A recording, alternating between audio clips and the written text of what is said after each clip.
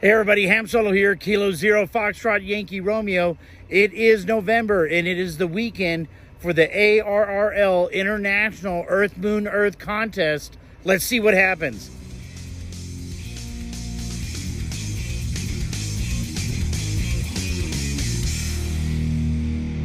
All right, hey guys, we're inside of the Plissner Radio Telescope new control room, and we're here with Alex, who has multiple call signs. I'm gonna go with probably K6VHF. Yeah. And he is responsible for building the transverter that we have up in the cone of the dish itself. And so that changes the 705's frequency from 10 meters and then transferred it up to 1.2 gigahertz for the most part. That's correct. So where did you come up with that design for that? I've been building the system for a long time, so it comes with experience. That's the best way for this particular site, but it doesn't mean you can run only 28 megahertz. You can pick any frequencies because transverters are actually programmable. Mm-hmm. So you can do 6 meter, 50 megahertz, you can do 2 meter band. For our particular site, because we have a long cables, to overcome those cable losses, we choose 28 megahertz. But let's say if we're going to shorten the cable or put the more, better cable, less cable, we can switch to actually 2 meter band too. So, okay. And I know that last month was a weekend that they were doing, I want to say it was CW. And it was the first week of Arrl. The first week of October, or second week? Yeah, we're on the second week now. And there was a problem with the feed line on the Heliax. I believe the center pin needed to be resoldered, right? So there was an issue with the... Yeah, it was a cold joint, yeah. So I do that a lot. I don't solder that one. It happens, there's a lot of connections in Cox scale and all that, especially over time. And then also, environmental conditions. Sure. That's all causing that, so it was easy to find it. So I wonder if that's going to be a thing here from now on, because I know it gets really cold and then it gets really hot. So is that, expanding and contracting, is that probably going to be something we're going to have to look at? Eventually, yes. The best way is to seal the connections so you have a less, basically make it more isolated off the oxygen and all this environmental. But you can get rid of the multiple connections and keep as less connection as possible. Right now we have I think 4 connections, and each one would have the same concern. But normally we use the rubber tapes. Mm-hmm. So we rubber tape it there, and because it comes with a contact with the oxygen and the moisture and all that what comes in. There's over time, obviously. I don't think when the last time it's been serviced. Probably a long time ago. So it was a long time to fix it. So and now I'm glad that everything's working now, and we're getting ready to do some cool sun and noise measurements. Oh, nice. There's something we probably have not seen yet. So it's going to be the best way to verify our receive capabilities, as well as a beam width of our feed, and do initial characteristics before we're going to do some modifications. So, that's awesome.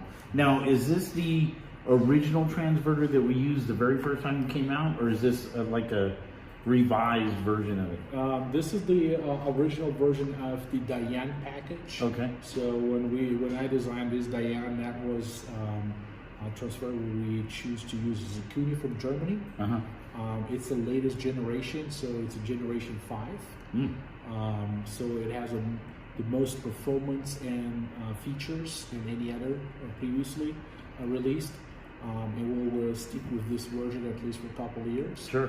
But the Diane itself will be modified. We'll add more capabilities. No longer cameras. We're going to be fully computer controlled. Run out of fiber optic.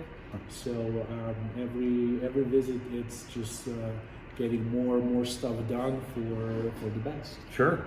Yeah. And why did they choose the name Diane, or did you choose that? It's kind of interesting fact that, thank you for bringing this up, because in my own experience, naming something is critical. With proven name, it's kind of benefits because sometimes people name projects in order to remember it. Yeah. So I think Diane is well known now. Even we had a presentation, maybe conference, the worldwide conference. So it's easy to recognize than just some abbreviation of Sure. the box that, PBS 5.0. It's easy to remember Diane. Diane was particular in my case is the first love of my life was the Diane, and that's why I named that project. Diane born when I designed the first configuration of the system, because literally Diane is not just a name; it's what is inside the box, Sure. the way it configured, the way it designed for purpose. So I designed Diane a long time ago, and it was a prototype for this. But this version of Diane is the best Diane. So I have a third generation, the latest generation of Diane, which is going to be better than that. We have but we have a few more projects that also have other names. So we have 2 more projects coming up, but I'm not going to release that yet. Oh yeah. Don't give it away just yet. Well, that's good. Let's check out what they're going to do as far as measuring the sun noise and see what happens with that. That's the first time I've seen us do anything like that. So stay tuned. All right, it is about 2:30 in the afternoon on the first day. We're working on final preparation for the dish and checking everything out. Here's Alex going up to the antenna feed point while it's in our maintenance position. He's going to be changing out some coax links between the Diane transverter and the preamp, I believe. And so he's got some LMR 600 and I believe he said LMR 195 for the receive side. He's going to be swapping those out to maybe get a better or lower signal loss, let's put it that way. Let me show you the program he was using for the space noise, and let's check that out. With the antenna in the stow position, we're not really listening at anything currently, but we have our controls for elevation and azimuth. It is on the tracking software that tracks the moon. Right now it's in the stow position, and we have an alternate way to monitor elevation and azimuth. The dish itself, Diane is plugged into this SDR, and this SDR is listening for the space noise. So we're not going through the 705 right now. We're listening on that SDR, and he's got multiple programs open here, and basically you have the dish information that's entered into these programs, and this is the known noise that should be associated with these different things we're looking at. So I believe there was Andromeda and the moon and the sun, and each one has a known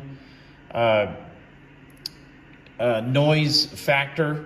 So Cassiopeia, Cygnus, Taurus, Sagittarius, Virgo. I don't know what 37273 is, but the moon, the sun, and this is the associated noise number. Let's see if we can zoom in a little bit.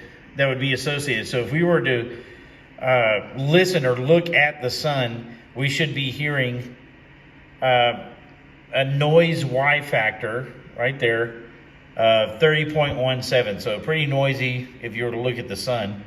And so the way he explained it to me is that once we enter our parameters for receive, and I don't want to click on too many buttons and mess it up.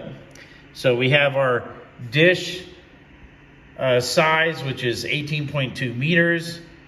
The dish efficiency is about 69%. And so that's saying that based on the factor of how the dish is basically concave, where the feed point is, we're looking at about a 31% loss of signal, and that's pretty okay for Earth, Moon, Earth. We're listening at 1296. We know all of these factors for the dish, and then the program analyzes those things and enters in this type of data here, and then that is transferred over to here, And then when they plot it by clicking on these calculate noise from sources, download latest sun floor data, then we get these knowns based on our dish conditions. And so again, whatever we point at of these, Cassiopeia or Sagittarius or Sagittarius, excuse me, and we should be hearing that noise here on this graph. And so this graph would be, if we were to point, you'd see, like if we were looking at the sun, there'd be a big spike here at 30 decibels, you know, right around here, midway 30. There'd be a spike there if we were looking at the sun, and that's where we should hear it. So it's kind of just a way to know that everything is in tune, that we're listening to everything good, and that we're able to then, you know, change it back over to the IC 705, and that we should be good to go as far as the efficiency of the dish. Everything is working correctly. All the feed lines are appropriate. We don't have any loss of signal or anything like that. So in this Earth Moon Earth contest that's happening this weekend, we are able to do single sideband, you're able to do CW, and you're also actually able to do digital modes. And I think the one that we normally choose for Earth Moon Earth is Q65. A lot of our contacts will probably be in the Q65 mode. You might have seen that from my first video when we had the loss of the 1296 and we had to go to 432.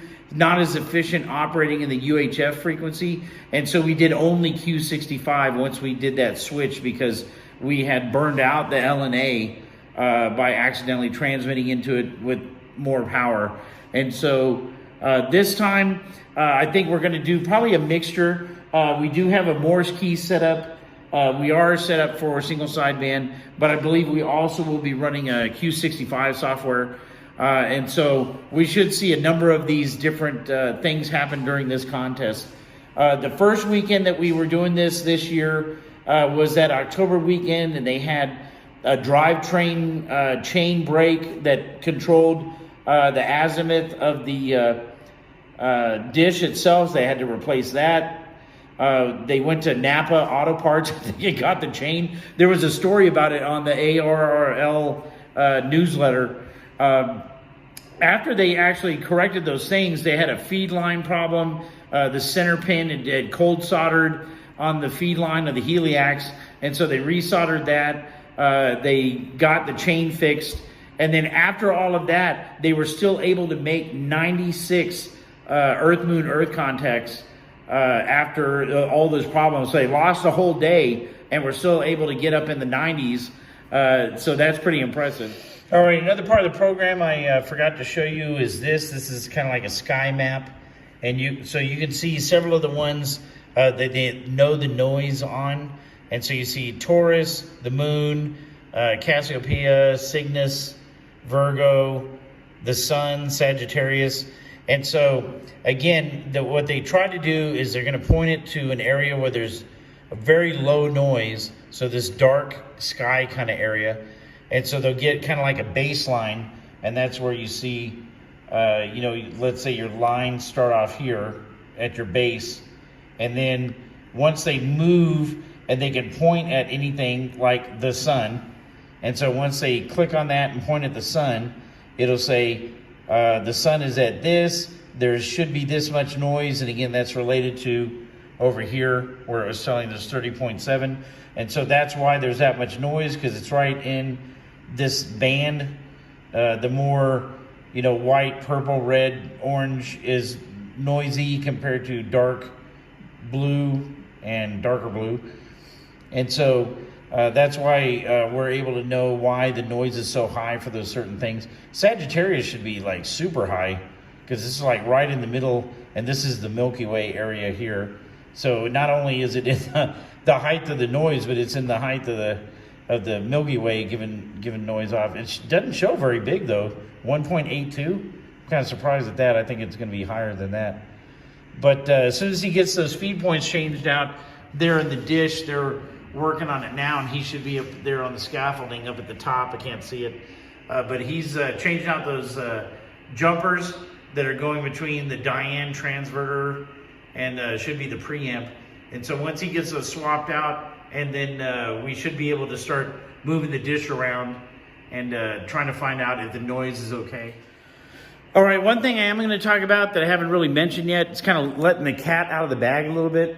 We know that during the open house, we had talked about the Amateur Radio Digital Communications Foundation, who gave us the grant to make this building so that we could have a better place to operate from than that old trailer. Well, we just got a new grant from them within the last couple months, I'd say. And it is to do Eve, Earth, Venus, Earth. And no one has ever done it before. And we're going to be doing that in March of 2025. And so we will actually be trying to bounce signals off of Venus using this same dish and maybe a new type of transverter, or it might be the same Diane transverter, but we'll be making some modifications to it, and then bounce signals off of Venus back to the Earth. And so it's going to be something pretty phenomenal. It's never been attempted before, or let's say successfully attempted before. And so that is the intent of doing that project. And once it happens, I mean, this is going to be presented at all of the conferences for the space communications, like when they do the EME conference and so forth. And so that should be pretty exciting, and looking forward to that. So stay tuned for sure. Whatsoever, I mean, it tells us. So you see, without the software and all these powerful calculations, you know, imagine that wouldn't be possible at all. So nowadays, so this is basically our Milky Way, right? And all this concentrated, this is center of our galaxy, so that's why it's a very concentrated, it's a very hot. But our concern, our point of interest now is Cygnus A, because we actually can move antennas. It's almost vertical, 81-degree elevation and 77-degree azimuth. So if we're going to set that. So this part here is, and I know we're saying it's hot, you know, it's a heat boom map, right? Is that supposed to be the most noise? That's the most, you know, when you have a lot of concentration of the sources, like every single star radiates, right? Yeah. And it all combined and comes from the same direction, so they create a lot of white noise. So that's why, yeah. So how come the sun is 30 decibels and Cygnus A would be only 4? Well, because compare the distance sun and the Cygnus. Okay. Sun is the first star we see, Sure. right? And Cygnus is billions of years away. So by the time the signal comes, you know, all the signals it treat as the RF, right? As further it goes, it's less signal is, right? Sure. So it's a closer object. So why we get 30 dB? Because it generates billions of kilowatts and of billions kilowatts of energy. Right, and it's closer to us, so more of it is hitting us compared to farther away, where some of it's spreading out. And only a little bit's coming at us. If you put the hand on the sun, you can feel the heat. Sure. That is the energy, right? But it's not electrical energy; it's infrared energy. Right. It's just a different spectrum, right? Different frequency on the big chart. So here we're looking in the radio spectrum, and they radiate on different frequencies. So as right now, we're only concerned on 1296. So it shows the map what we can capture using 1296, and that's why we use the calculations, and we'll get fresh data from, and that's what it is. So those are all objects. And then if we're going to move our antenna to all these objects, this is what expected levels will be recorded. Sure. All right, it is after 1700 on Friday, first day of the contest. Just 5 minutes after the time. We just worked St. Bart's. Yep. Right here. Earth, Moon, Earth, St. Bart's. And so, off to the races and see what happens. He probably only sees us. But you see, now we have a better chance because this is guy on. So if you place guy here, so all that has to be taken into account. So you can calculate the Doppler shift that we have to transmit. Oh, there we go. See? It's a kilo 0 delta Sierra Papa. You see a lot of tricks you gotta do? If you don't know that, you lose it all the time. So That's this guy? yes, this guy was able to decode K0. Okay. So I'm not sure. I'm just curious. Right here, right? Dog. What you're going to do to the grass sonic? You used to have a All right, this is the end of the first night. I know for us, the moon is up the whole time, and so we're going to have another person operating possibly overnight. We're looking at doing that. I am headed off to the hotel so I can stay in my room there, and then I'll go back out during the day. The actual moon is going to set for us at about 7:40 in the morning, and so we may be working on trying to correct some problems we were having maybe with grounding and things like that, because we kept getting a little bit of it seemed like RFI into the signal, which was cutting off the receive audio, and so we may be working on that. We did get around 36 to 38 contacts. I was one of the last operators for this section, and so I was picking up stuff in the Netherlands, in Poland, got a Germany contact, and so forth. All of this was on the Q65 digital mode, and so I started calling out on single sideband, and people were saying that they could hear me and it was real strong, but I guess they were not able to respond that way, and so switched back over to Q65, and then I started picking up more and more contacts, and so we'll see what happens tomorrow. This is the end of the first night. All right, this is the second day of the contest, and you can see the position of the antenna. They were working on some things, trying to refine some of the signal that was coming back from the antenna itself, and then all of a sudden, out of nowhere, the elevation gain control mechanism that reads back the reading stopped working. And so the antenna software assumes that the dish must be in a down position, and so it stops it from moving. And so it's been frozen like this for the last couple of hours, and for some reason we're not able to get the readings from the elevation gain mechanism that's up in the top part of the dish, in the pedestal. And so we're kind of stuck a little bit because if we can't get that to start reading again, then we're not going to be able to move the dish, and we're not going to be able to do Earth, Moon, Earth. And so I believe what they've decided to do was try to switch back to the old system that used to be in the trailer, which is right there. So that trailer system, it's a 12-bit processing system, is still hooked up to other elevation gain controllers in there. We just didn't disconnect any of that. And so we think that is working. And so if we can get that rehooked back up, we should be able to move the dish again like we used to before we moved into the new building with the new controllers. And so we're going to give that a whirl. This is, I'm not really sure what time in the afternoon, but we're getting to the point where sun's going to be going down, moon will be rising, and we need to start with the contest. And so until we can get that dish to move, we're not going to be doing anything yet. All right, so here's the solution. Crawl up in the dish, get up in the top of the pedestal, unplug the encoder and plug it back in. Boom, it works. So we have both systems working, actually. The older system, the 12-bit system, and the newer system is now back online. And so we're getting the antenna, and we're going to start slewing it around so we can get ready for the moon. All right, it is 4:40 p.m. on the second day.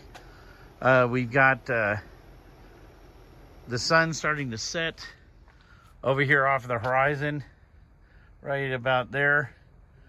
And then we've got dusk happening over here in the east.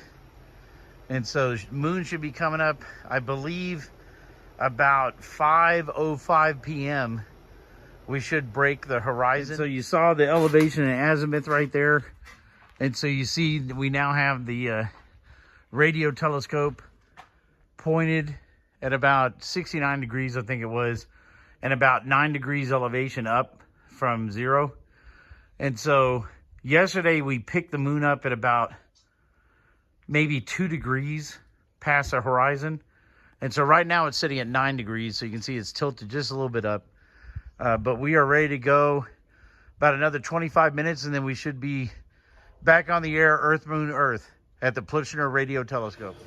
All right, it is 5:30. We pretty much just went on, and we've already gotten Italy, 2 Russian stations, and Germany bouncing off the moon. And we're only at 4 degrees past horizon. So we're tracking the moon, just came up over the horizon, about 4 degrees. And we've already picked up 4 stations over there in Europe. So doing real good. Well, our call sign here is da da da da da da da da da da da da da. But the hard part is not transmitting. Huh? Yes. Hey, I understand that one. Thank you. Thank you.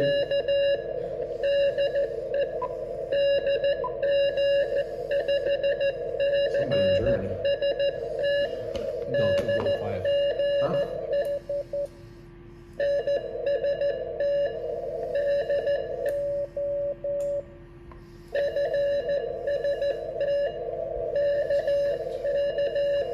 Where it is in the sky, so you can point it at the right place, right? And you're going to key up on your transmit radio and say, you know, your call sign, W0XLT, and your grid spread, DM88, Delta Mike 88, right? And then you're going to listen for something. All right, this is the end of the second night of the Earth, Moon, Earth contest. And we have a total so far of 154 contacts. And a lot of those being European stations. We're, kind of in the middle of the night. This is about almost 2 in the morning. And we've got a couple guys who are in there monitoring it now. We're going to have somebody take over maybe in about an hour. And then it ends tomorrow morning at about 9 a.m. We're going to get moon set here at 9 a.m. in the morning. And so headed to the hotel just to sleep a little bit, get a shower, get some breakfast in the morning. I'm going to head back out, maybe get here by, let's say, 7:30. So I'll be here for the last hour and a half of when we're doing the contest. And we'll count up our total QSOs and see how we do, Last year, we weren't even on the board for this contest last year. And I don't remember if we were having issues or anything like that, but we weren't on the top 5 or 6 stations. So we must have been having an issue because I don't remember what it was at this point. But we're doing pretty good this year, and so we'll see how that goes. Most of the contacts today were all Q65, but we did have W0XLD come in, and he does CW, and he actually got his very first CW on the air contacts doing Earth, Moon, Earth. And that's pretty amazing. One of them was Germany, and I'm trying to remember what the other one was. I logged it, and I don't remember where he was. But that was his very first CW contacts on air, and it ended up being Earth, Moon, Earth to Germany. And the other guy's call sign was like SM2, and I don't remember where SM2 is off the top of my head. And so that's pretty awesome. One of the other guys was doing CW as well. So we got some CW contacts, and we got the Q65. It doesn't seem like anybody's doing sideband, and I don't know if it's more of a pain, and maybe their station's not strong enough or whatever. But this contest, since it allows that digital mode, that's what it seems like everybody wants to do. And so I know the European one that we do during the spring is mostly just CW or sideband, and there's no digital modes allowed. And so maybe people are more willing to do it at that time, but whatever. So let's see what happens in the morning, and that'll be the end of the contest. All right, as you can see, the sun rising over here, and then we go down and look at the position of the dish, and there is the last bit of the moon. So we're looking at about the last hour and 15 minutes or so of this 48-hour contest. So this is the end of the 48 hours. And I'm going to go inside. Just got here to the site after I recorded that that leaving about 5 or 6 hours ago to go to the hotel. And so see if any of our operators last night did anything in the last 5 hours. And then we'll kind of wrap up this international EME contest. All right, so we reached the end of the contest, and we started to do our calculations on the logging software. We ended up with 163 QSOs, and after reviewing all of the duplicates, we actually ended up with a total of 136 QSOs. Of those, 127 were Q65 or the digital mode, and 9 were CW or Morse code. And so a total of 136 QSOs. Of those, we hit 5 continents, 31 different countries, and a number of grids. I forgot the total number of grids off the top of my head. But I'll try to put that data as pictures here in the, maybe in the video. I'll just put each one there. And so total, like I said, 136 QSOs. Of those, 31 different countries. I'm going to also try to plot those on a map and see if I can get it on a map software so you can see all the different areas that we contacted. But pretty good. We're estimating a total of 850,000-ish points for the contest, which should put us about 3rd in the world. And so that's pretty impressive. Biggest dish that is owned by amateur radio people. And so this is not a commercial dish. It's owned by Amateur Radio Deep Space Exploration Society. And so it is probably the biggest one in North America. And so that's why we end up doing pretty good in the contest. So that's kind of the end of the International EME for 2024. And this is Ham Solo K0FYR 73.